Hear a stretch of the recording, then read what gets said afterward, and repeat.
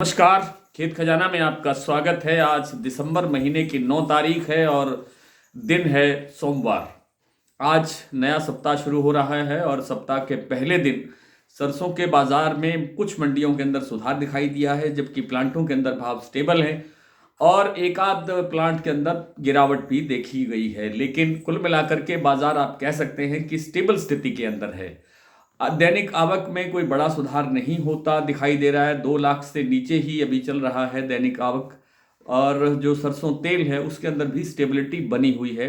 1340 से 1345 के आसपास जो भाव है वो चल रहा है सरसों तेल का, कच्ची घानी जयपुर का भाव। और जो अन्य मंडियां हैं उनके अंदर भी सरसों तेल में कोई बड़ी डिमांड नहीं है, कोई बड़ा परिवर्तन नहीं है, कोई बड़ी गिरावट नहीं है। सरसों में लगता ये है फिलहाल कि अभी कोई बड़ी गिरावट की आशंका नहीं है, लेकिन बड़ी तेजी या बड़ा सुधार भी संभव दिखाई नहीं देता है।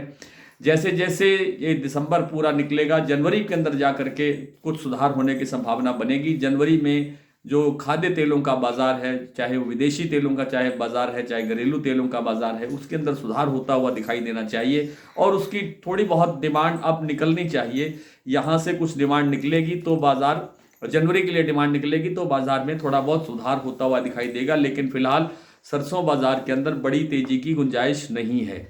बात कर लेते हैं नरमा कपास के बाजार की।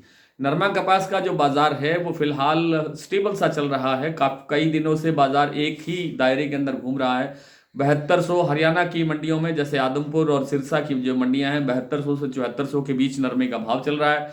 और यही स्थिति लगभग राजस्थान में है, पंजाब के अंदर भी लगभग यही भाव है। और जो मध्य भारत है, जैसे महाराष्ट्र है, मध्य प्रदेश है, या दक्षिण भारत या पश्चिम भारत गुजरात में, उनमें भी कोई ज़्यादा जो सुधार या ज़्यादा तेज़ी दिखाई नहीं दे रही है।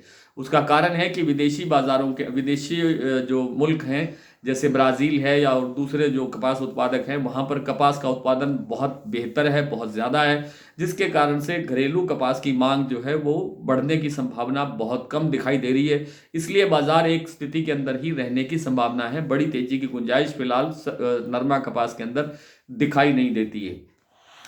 और आज कुछ मंडियों और प्लांटों की बात करें तो सबसे जो बड़ा बड़ा बड़ा जो आप कह सकते हैं परिवर्तन या बड़ा घटनाक्रम आज केवल एक वंश एडिबल्स सीतापुर का जो प्लांट है वहां हुआ है।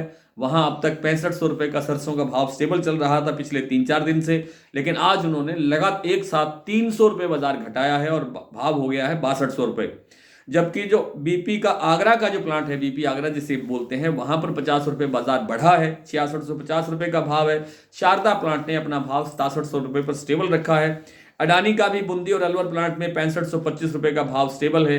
सलोनी का भाव 7125 रुपये, शमशाबाद और देगनेर का भाव स्टेबल है, इसमें भी कोई आज परिवर्तन नहीं हुआ, नहीं कोई गिरावट हुई है। भरतपुर मंडी की बात करें तो कल की तुलना में यानी शनिवार की तुलना में भाव 16 रुपये बढ़ा है, 6200 रुपये भाव हो गया है। परसों भाव था 6184 रुपये।